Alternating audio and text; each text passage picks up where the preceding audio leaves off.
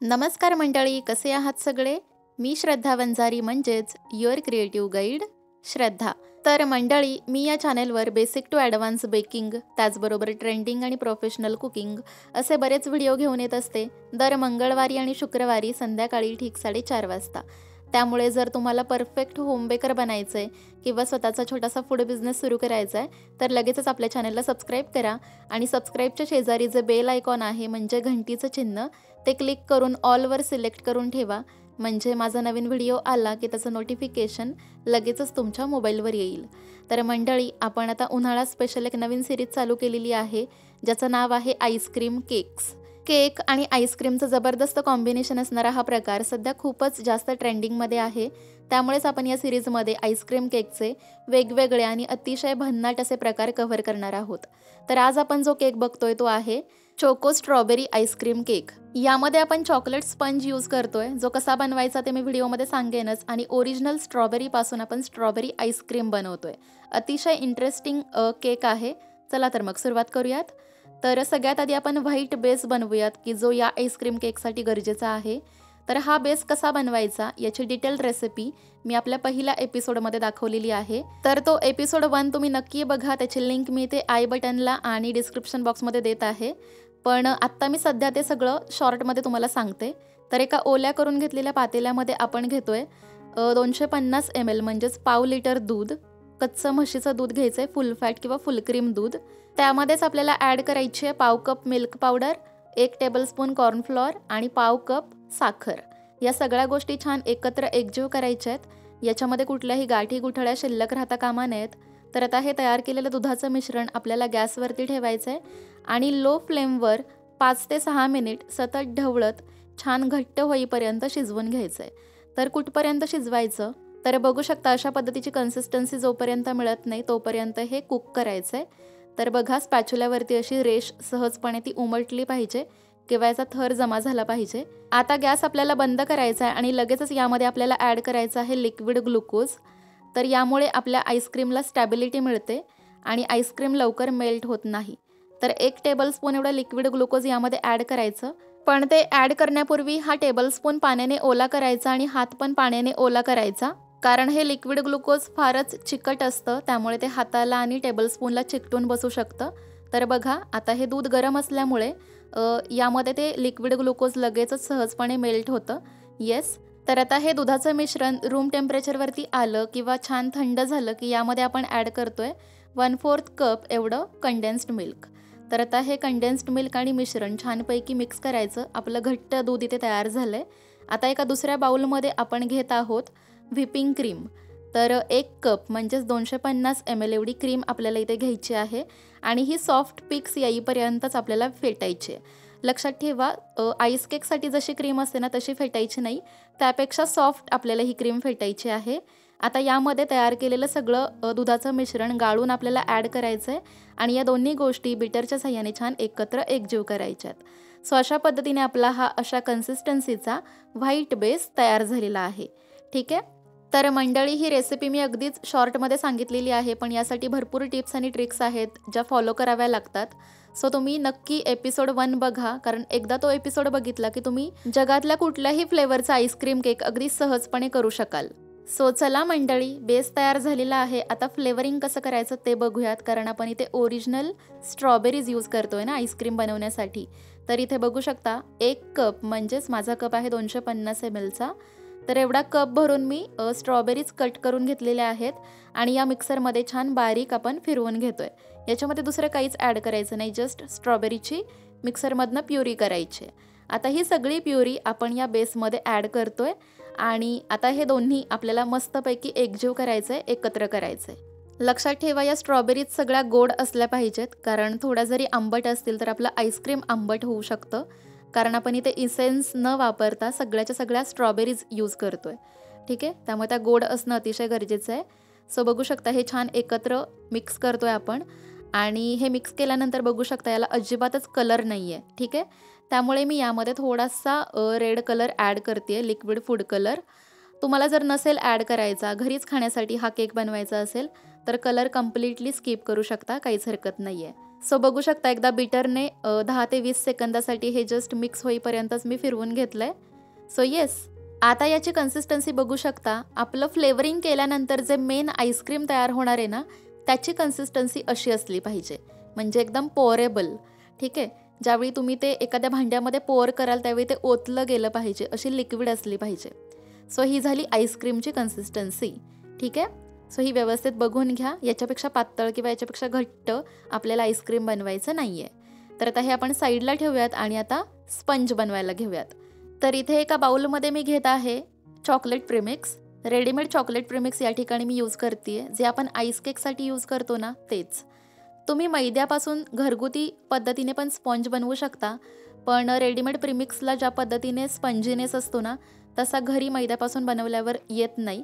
आणि आईस्क्रीम केकमध्ये स्पेशली जो स्पंज असतो तो खूप जास्त सॉफ्ट आणि जाळीदारच असला पाहिजे, तरच केक खाताना चांगला लागतो.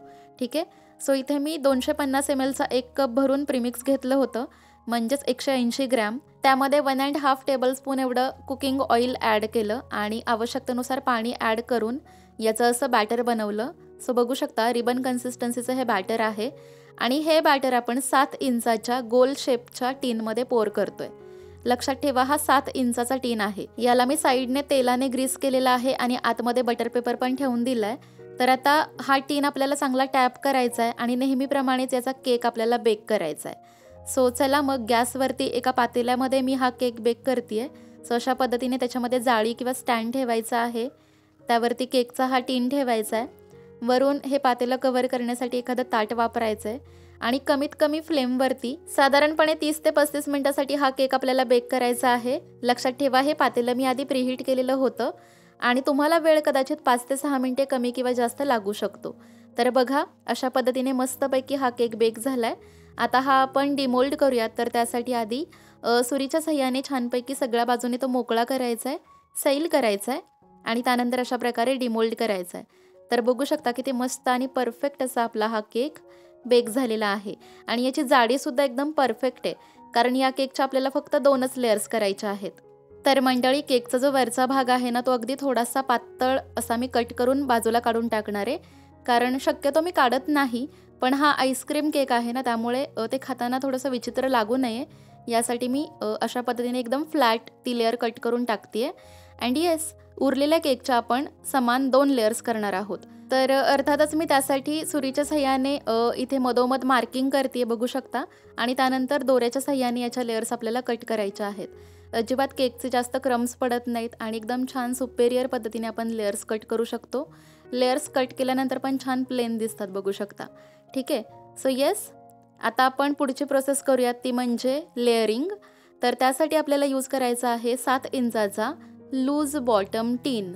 येस, अशा प्रकारचा की ज्याचा बॉटम लूज होतो, अशा पद्धतीने आपण काढून टाकू शकतो. ठीक आहे, सो अशा प्रकारचा टीन आपल्याला यूज करायचा आहे आईस्क्रीम केकसाठी, सर्व प्रकारच्या आईस्क्रीम केकसाठी. ठीक आहे, जर तुमच्याकडे असेल तर चांगलीच गोष्ट आहे, पण जर नसेल तर काय करायचं ते मी तुम्हाला पुढच्या येणाऱ्या काही केकच्या व्हिडिओमध्ये दाखवेनच. सो आजचा केक आपण अशा पद्धतीचा टीन वापरून करूयात आणि पुढच्या काही केकमध्ये मी तुम्हाला दाखवेन की साधा जरी तुमच्याकडे टीन असेल 6 इंचाचा 7 इंचाचा, तरी त्याच्यामध्ये पण आपण कशा पद्धतीने केक हा बनवू शकतो. तर मंडळी, आत्ता जो आपल्याकडे 7 इंचाचा लूज बॉटम टीन आहे ना, त्याची उंची बघू शकता तुम्ही, खूपच कमी आहे. आणि जो आपण केक बनवतोय तो साधारणपणे 1 किलोचा किंवा 1 लिटर आईस्क्रीमचा तयार करतोय. सो अर्थातच आपला केक हायटेड तयार होणार आहे, कारण आपल्याकडे जे मटेरियल आहे ते खूप जास्त आहे सध्या आणि आपल्याला मोठा केक बनवायचा. तर त्यासाठी काय करायचं, अशा पद्धतीच्या OHP शीट्स कुठेही तुम्हाला स्टेशनरीच्या दुकानामध्ये इझिली मिळतात. तर त्या शीट घ्यायच्या आहेत आपल्याला आणि अशा प्रकारे ठेवून द्यायच्या आहेत. जर त्या व्यवस्थित बसल्या तर ठीक आहे, पण जर बसत नसतील तर तुम्ही वरच्या बाजूने सपोर्ट म्हणून सेलो टेप लावू शकता किंवा अगदी वरती स्टेपलरच्या पिनेने सुद्धा ते सिक्युअर करू शकता. सो असं केल्यामुळं आपल्या टीनची हाईट वाढते आणि आपल्याला कितीही वजनाचा मोठ्या आकाराचा केकसुद्धा अगदी सहजपणे बनवता येतो. तर बघा, आता आपण लेअरिंग करायला घेतोय. तर सगळ्यात आधी केकची जी खालची लेअर आहे ती मी यामध्ये प्लेस केली आणि त्यावर अर्थातच आता आईस्क्रीमची लेअर आपल्याला द्यायची आहे. सो बघताय तुम्ही आईस्क्रीमची कन्सिस्टन्सी कशी पातळ आहे ना, अशीच पाहिजे. तर तयार केलेल्या आईस्क्रीमपैकी अंदाजे निम्म आईस्क्रीम आपण यामध्ये ॲड केलेलं आहे, कारण आपण जे आईस्क्रीम तयार केले ते साधारण 1 लिटरचं तयार झाले. म्हणजे जो व्हाईट बेस बनवला होता तो 1 लिटरचा होता आणि त्याच्यामध्ये अर्थातच आपण स्ट्रॉबेरीची प्युरी वगैरे ॲड केल्यामुळे तो थोडासा एक्स्ट्रा झालेला आहेच, पण काही हरकत नाही. जर कोणी तुम्हाला 1 लिटर आईस्क्रीमचा केक मागितला तर तुम्ही एक्झॅक्टली 1 लिटरचा देता का? नाही ना. थोडंसं एक्स्ट्रा जरी आपल्याला वरती द्यावं लागलं तरी ते आपण आनंदाने देतोच. सो तसंच मी इथे पण करते आहे. सो निम्मी लेअर मी या ठिकाणी अप्लाय केलेली आहे. आणि आता हे आईस्क्रीम ना आपल्याला साधारणपणे अर्धा ते पाऊण तास तरी डीप फ्रीजरमध्ये सेट करायला ठेवायचं आहे, जेणेकरून ही लेअर थोडी फार तरी घट्ट होईल. ठीक आहे, कारण लगेचच याच्यावरती तुम्ही दुसरी केकची लेअर ठेवली तर ती दबली जाईल किंवा आईस्क्रीम आणि केक एकमेकांमध्ये मर्ज होऊ शकतात आणि ती खराब दिसू शकते कट केल्यानंतर. त्यामुळे आईस्क्रीम थोडंसं आधी सेट करा आणि त्यानंतर यावरती केकची दुसरी लेअर अप्लाय करा. सो येस, आता वरून मी तुम्हाला टॉप व्ह्यू दाखवते याचा. बघू शकता हे अशा पद्धतीने दिसत आहे. तर आता आपण यावरती अप्लाय करतोय उरलेलं सगळं आईस्क्रीम. तर 2 भागांमध्ये आपण हे डिवाईड केलं होतं. निम्म आपण मधल्या लेअरमध्ये वापरलं आहे आणि निम्म आपण वरच्या लेअरसाठी वापरतोय. सो येस, बघू शकता अशा पद्धतीने हे मी पोर केलं. आणि पुन्हा एकदा स्पॅच्युलाच्या सहाय्याने हे छानपैकी आपल्याला प्लेन करायचं आहे, किंवा असं प्लेन नाही जरी केलं ना तुम्ही, फक्त टॅपिंग केलं तरीही चालतं. टॅपिंग केल्यामुळे पण ते छान प्लेन होतं आणि त्यातली जर काही एअर वगैरे असेल तर ती बाहेर पडते. ठीक आहे, सो दोन्ही स्टेजमध्ये तुम्हाला टॅपिंग करणं गरजेचं आहे. सो येस, आता याला आपल्याला फायनली रात्रभर किंवा साधारणपणे 8 ते 10 तासांसाठी डीप फ्रीजरमध्ये स्टोअर करायचा आहे. सो मंडळी, हा जो आईस्क्रीम केक आहे ना तो सिंगल डोअरच्या फ्रीझरमध्ये तर छान सेट होतच नाही, म्हणजे आपल्या घरगुती फ्रीझरमध्ये शक्यतो सेट होत नाही. त्यासाठी तुम्हाला जो आईस्क्रीम पार्लरमध्ये डीप फ्रीजर असतो ना तशा पद्धतीचा डीप फ्रीजर घेणं शक्य झालं तर नक्की घ्या, जर तुम्हाला बिझनेस करायचा असेल तर. पण तुम्ही घरगुती स्वरूपात जर जस्ट खाण्यासाठी वगैरे बनवत असाल केक, तर तुम्ही आपल्या घरातल्या रेग्युलर फ्रीजचा वापर करू शकता. सो कंपल्सरी याला ना वरच्या बाजूने किंवा सगळ्या बाजूंनी अशा प्रकारे क्लीन रॅपने रॅप करायचं आहे, जेणेकरून हे वरूनसुद्धा एअरटाईट होईल. त्याच्यामध्ये आतमध्ये कुठलीही एअर जाता कामा नये, कारण ज्यावेळी तुम्ही हे डीप फ्रीजरमध्ये सेट करायला ठेवणार त्यावेळी आपला जो घरातला फ्रीज असतो त्याच्यामध्ये वेगवेगळ्या भाज्या असतात, मसाले असतात, वेगवेगळ्या ग्रेव्हीज असतात, आलं लसूण पेस्ट असते. सो या सगळ्याचे वास सर्क्युलेट होऊन वरती डीप फ्रीजरकडे जात असतात. त्यामुळे आपल्या केकला सुद्धा हे सगळे वास लागू शकतात आणि आपला केक खाताना एकदम घाणेरडा लागू शकतो. त्यामुळेच आपल्याला हे कंपल्सरी एअरटाईट करावं लागतं. त्यामुळे याला क्लीन रॅपने छान कव्हर करा आणि मग रात्रभर टेम्परेचर फुल करून तुम्ही हे छानपैकी फ्रीजरमध्ये सेट करून घेऊ शकता.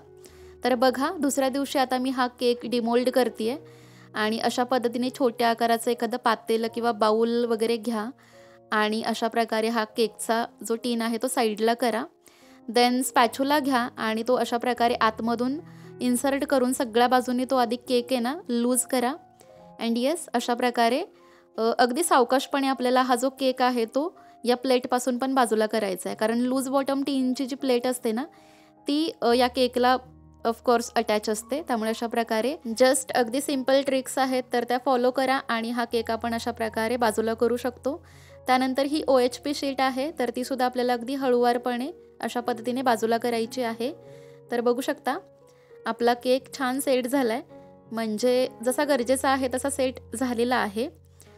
जर तुमचा केक एका दिवसामध्ये सेट झाला नाही तर तुम्ही 2 दिवस पण डीप फ्रीजरमध्ये सेट करू शकता, कारण सिंगल डोअरच्या फ्रीजमध्ये वेळ लागतो सेट व्हायला. ठीक आहे, सो जर तुम्हाला केकचा बिझनेस पण करायचा आहे आणि डीप फ्रीजर पण घ्यायचा नाही आहे, साध्या घरगुती फ्रीजचाच वापर करून तुम्हाला बिझनेस करायचा आहे, तर तुम्ही 2 दिवस हा केक डीप फ्रीजरमध्ये सेट करून घ्या, म्हणजे आपल्या घरातल्याच साध्या फ्रीजच्याच डीप फ्रीजरमध्ये.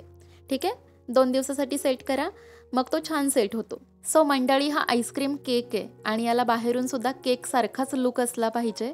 त्यासाठी मी एक्स्ट्रा अर्धा कप एवढी व्हिप क्रीम फेटून घेतली, नेहमी फेटतो तशीच, आणि त्याच्यामध्ये थोडासा रेड कलर ॲड केलेला आहे, फूड कलर, आणि ती क्रीम अशा पद्धतीने मी तयार करून घेतली.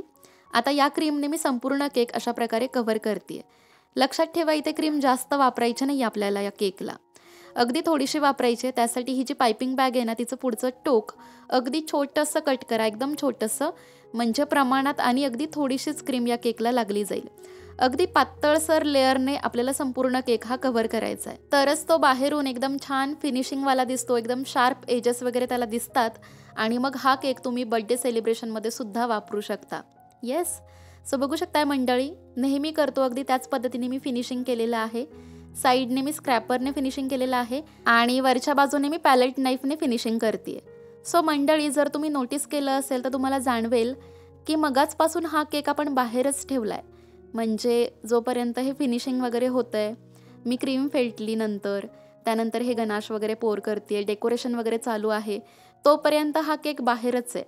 ठीक आहे. आणि तरीसुद्धा हा मेल्ट झालेला नाही आहे. याचा अर्थ एकदा का हा केक छान डीप फ्रीजरमध्ये तुम्ही सेट केला की तो बाहेर अर्धा ते पाऊण तास अगदी व्यवस्थित टिकतो. पण रूम टेम्परेचरला, उन्हामध्ये किंवा एकदम काय म्हणतात दमट वातावरणामध्ये तो व्यवस्थित टिकणार नाही. ठीक आहे. सो नॉर्मल टेम्परेचरला हा अगदी छान टिकतो अर्धा ते पाऊण तास. आणि त्यानंतर मात्र हळूहळू तो मेल्ट व्हायला लागतो. सो बघू शकताय, आता आपण फायनल डेकोरेशन करतोय. तर त्यासाठी मी घरामध्ये माझ्याकडे रेडी होतं हे चॉकलेट गनाश, तर त्याने मी डेकोरेशन केलेलं आहे वरच्या बाजूने, कारण हा चोको स्ट्रॉबेरी केक आहे आणि बाहेरून पण तो तसाच दिसला पाहिजे. सो येस, बघू शकताय अशा पद्धतीने मी नूर 46 हे स्टार नोझल वापरून छानपैकी डिझाईन केलेली आहे. डेकोरेशनसाठी मी वरती काही स्ट्रॉबेरीज ठेवलेल्या आहेत. अँड येस, आता वेळ आहे केक कट करून बघण्याची. तर मंडळी, अशा पद्धतीने हा केक तुम्ही नक्की करून बघा, अतिशय मस्त लागतो. आणि हे जे आईस्क्रीम आज आपण बनवले ना, ते तर इतकं टेस्टी लागतं की काय बोलायलाच नको. सो येस, आता हा केक तुम्ही एकदा एक पीस कट केला आणि खाल्ला की उरलेला केक काय करायचा, तर अगेन डीप फ्रीजरमध्येच ठेवायचा. कारण आईस्क्रीम केक हे कायमस्वरूपी डीप फ्रीजरमध्येच स्टोअर केले जातात. तर मंडळी, हा केक तयार करण्यासाठी मला 250 ते 260 रुपये खर्च आला आहे. म्हणजे सगळं रॉ मटेरियल पकडून, गॅस, इलेक्ट्रिसिटी सगळं पकडून. आणि जर या केकचं वजन करून बघितलं तर हा कंप्लीट 1 किलोचा तयार होतो. 1 kgचा हा केक आहे. आणि लिटरमध्ये बघितलं तर अर्थातच 1 लिटर आईस्क्रीमचा हा केक आहे. ठीक आहे. सो जर हा तुम्हाला सेल आउट करायचा असेल तर अर्थातच कमीत कमी 700 रुपयांपासून पुढे, मी तर म्हणेन 1000 रुपयांपासून पुढे तुम्ही हा विकू शकता, कारण हा वजनाने पण जास्त आहे. तर हा होता आजचा व्हिडिओ. कसा वाटला कमेंट करून नक्की सांगा. आवडला असेल तर व्हिडिओला लाईक करा, खूप जास्त शेअर करा, सगळ्यांपर्यंत हा व्हिडिओ शेअर करा. पुन्हा भेटूयात नवीन व्हिडिओमध्ये. तोपर्यंत take care, bye bye, stay happy. आणि असेच आईस्क्रीम केकचे अजून व्हिडिओज बघायचे असतील, खूप भन्नाट केक तुम्हाला बघायचे असतील, तर आपल्या चॅनलला सबस्क्राईब करा आणि सबस्क्राईबच्या शेजारी जे बेल आयकॉन आहे ते क्लिक करून ऑलवर सिलेक्ट करून ठेवा. चला तर मग भेटूयात नवीन व्हिडिओमध्ये.